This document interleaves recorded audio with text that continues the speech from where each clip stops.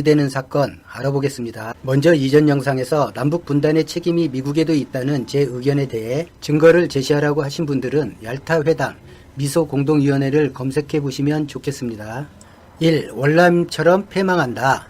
월남에서 미군이 싸우다 말고 미국 국내 여론의 압박을 못 이겨 미군을 철수할 시점에 월남은 월맹에 비해 경제력이 2배, 미국이 지원한 무기로 군사력 세계 3위의 국가였으며 월맹은 월남에 비해 매우 초라한 상태였습니다. 월남이 패망한 가장 큰 원인은 정치 경제를 망라하고 부정과 무패가 극심한 상태로 매일 대규모 시위가 있었고 정부는 무력 진압으로 권력을 유지하려고 했죠. 국민, 군부, 공무원 할 것 없이 월남 정부에 모두 등을 돌린 상태가 되었고 월남군이 월남에 진입할 때 전투도 제대로 안 하고 점령하게 되면서 통일이 되었습니다. 미군이 철수해서가 아니라 국민을 개돼지로 보고 수탈의 대상으로 보고 저항의 무차별적인 폭력으로 진압하려고 해 국민과 군부, 공무원의 지지를 상실한 월남 정부가 부패하고 무능했기 때문에 무너진 것입니다. 필리핀처럼 경제가 망한다. 필리핀이 대한민국의 GDP를 앞선 때는 1960년에서 1967년 정도이고 대한민국이나 필리핀이나 어제 밥 먹었어? 할 만큼 못 살았습니다.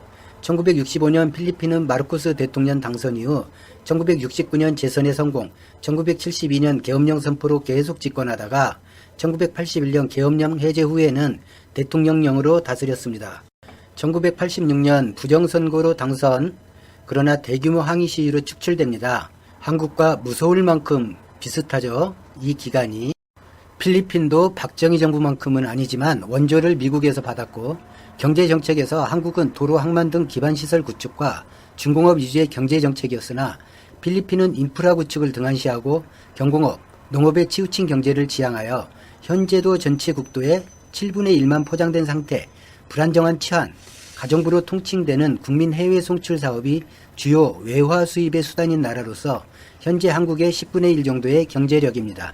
필리핀과 한국은 1965년부터 1986년까지 계엄령, 인권 탄압, 철권 통치, 민주주의 박해, 정경 유착 등 많은 부분이 비슷했지만 이처럼 다른 결과를 낸 가장 큰 이유는 저항하면서도 자식을 잘 먹이고 잘 가르치고 싶은 국민적 열망과 성실함으로 대변되는 국민성의 차이입니다. 3. 1차 결론. 필리핀과 베트남은 미군이 철수해서 망하거나 경제가 붕괴한 것이 아니라 정치 지도자의 그릇된 정책과 만연된 부패, 낮은 교육열, 극복 의지가 약한 느긋한 국민성 등이 결합하여 현재 그리고 과거의 일이 벌어진 것입니다. 미군이 철수하면 북한이 바로 침공할 것이다. 가장 웃기면서도 답답한 주장입니다. 트럭에, 탱크에, 또 비행기에 침공에 필요한 기름이나 있나 싶을 만큼 북한의 경제는 그야말로 최악인지 오래입니다. 병사들에게 먹일 군량도 없어 군인이 자급하는 실정인데 전쟁을 일으킨다니 전혀 설득력이 없죠. 또한 전쟁은 강한 놈이 약한 놈을 패려고 하는 것인데 북한은 핵을 빼면 한국에게 상대가 되지 못합니다. 미군이 철수하면 북한이 바로 핵을 쏠 것이다. 왜 쏠까요? 뭔가 쏠 이유가 있어야 하지 않나요? 핵이 아니더라도 한국으로 미사일 한 방 쏘아도 15분 이내에 북한의 주요 시설, 도시 다 파괴됩니다. 북한도 알고 세계가 압니다. 쏘고 나면 그냥 끝이죠. 신경 쓸 일이 아닌 거예요. 김정은과 북권력층은 바보들이 아니니까요.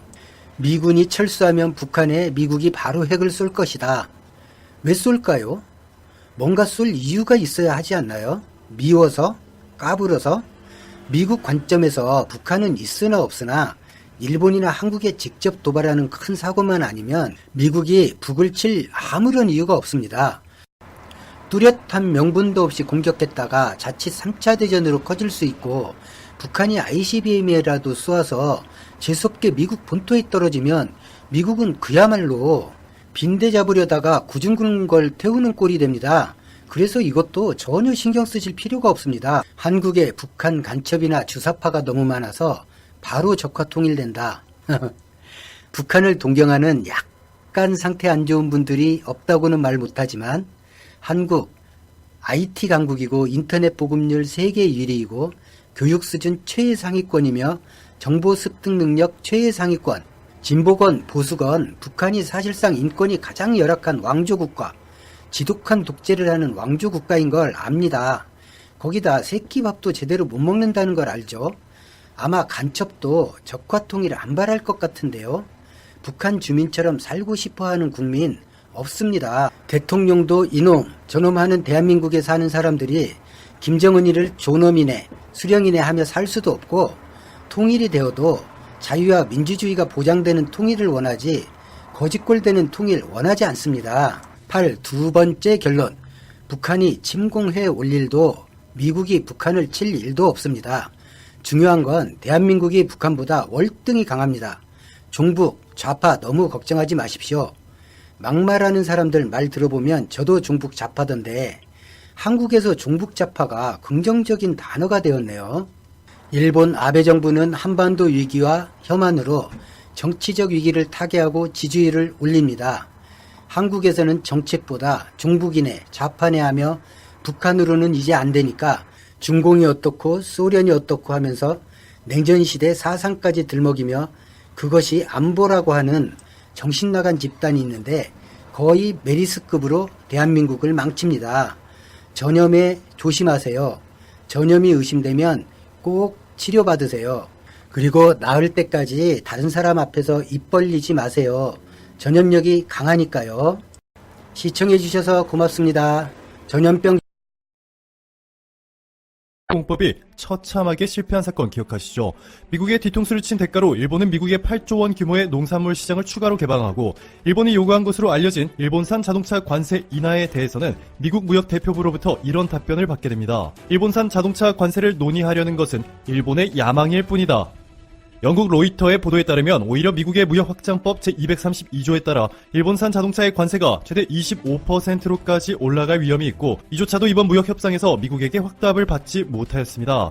미국 입장에서는 대성공이지만 일본에게는 완전히 폭망해버린 협상인데요. 이렇게 한 차례 당한 후 최근 일본은 미국에게 제대로 뒤통수를 맞았습니다. 일부 언론들을 보시면 마치 미국이 한국을 벌레처럼 싫어하고 일본에게는 천사처럼 행동하는 듯 보도가 되고 있는데요. 완전히 반대의 상황입니다. 미국이 겉으로는 일본에 달콤한 말을 하고 있는 것처럼 보이나 실상은 전혀 그렇지 않습니다.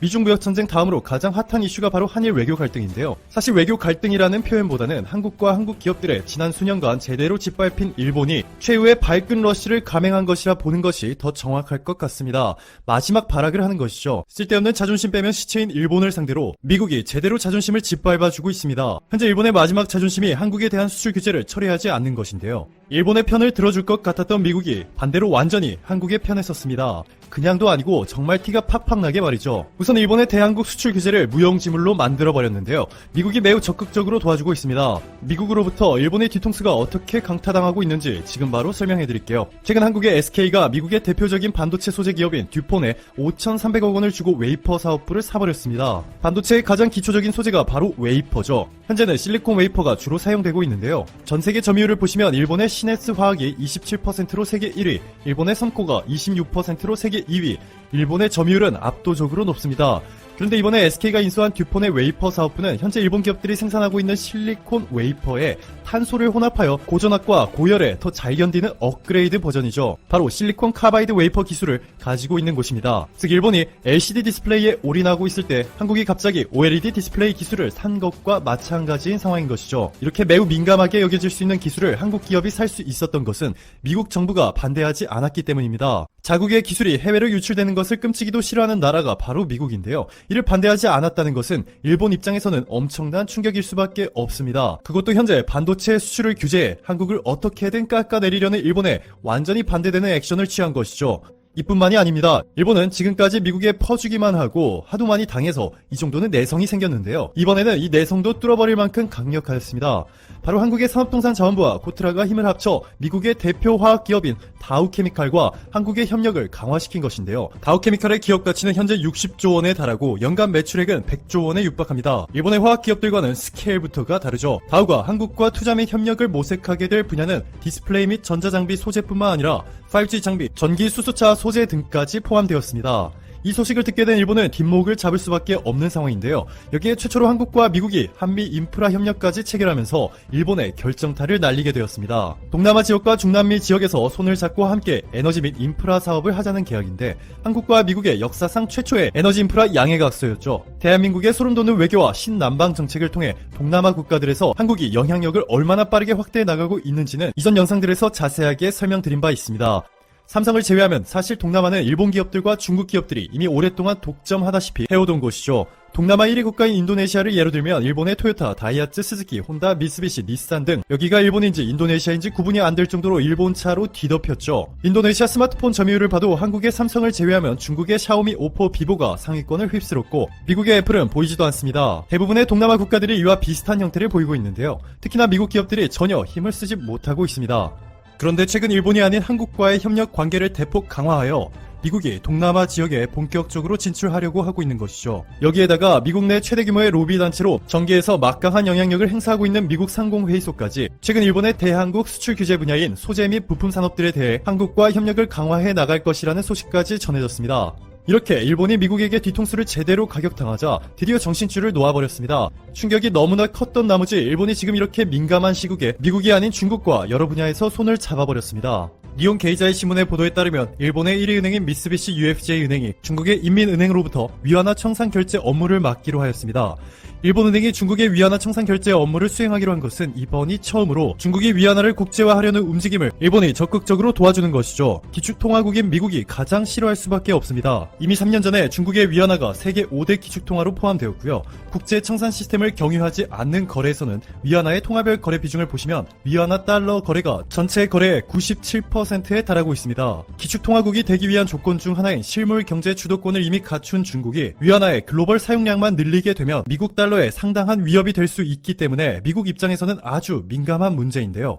일본이 미국의 쿼터를 제대로 건드린 것이죠. 일본은 관광업계에서도 중국과 손을 잡았습니다. 일본의 관광객 비중을 보시면 한국인과 중국인이 절대적으로 높은 비중을 담당하는 것을 확인할 수 있는데요. 일본 불매운동이 시작되고 8월에 일본을 찾은 한국인이 거의 절반으로 대폭 축소된 반면 일본을 찾는 중국인들이 계속해서 늘어나고 있죠. 만약 일본이 중국인 관광객을 유치하기 위해서 적극적으로 중국에 아부하지 않았다면 일본 관광업은 역사상 가장 빠른 속도로 쪼그라들었을 겁니다. 일본은 피해를 최소화하기 위해서 대만과 중국의 SNS에서 영향력 있는 인플루언서들까지 초청해가며 일본을 홍보하고 있는데요. 늘어난 중국인 관광객들 덕분에 일본의 관광업계가 겨우 한숨 돌릴 수 있게 되었고 8월에는 마이너스 2.2%를 기록하였습니다. 한국과의 만남은 피하느라 바쁜데 중국과의 만남은 그 어느 때보다 적극적인 모습을 보이고 있습니다. 몇 개월 뒤 중국의 시진핑 주석이 일본을 방문해 아베 총리와 정상회담을 할 예정인데요. 니케이 에이시안 리뷰의 보도에 따르면 이 기간 동안 일본과 중국이 5번째 정치 문서의 서명을 검토하고 있다고 전했습니다. 이 문서 내용이 매우 중요한데요. 경제를 포함해서 중요한 국제 문제들을 긴밀하게 협력하는 국가가 된다는 내용이 포함된 것으로 알려졌습니다.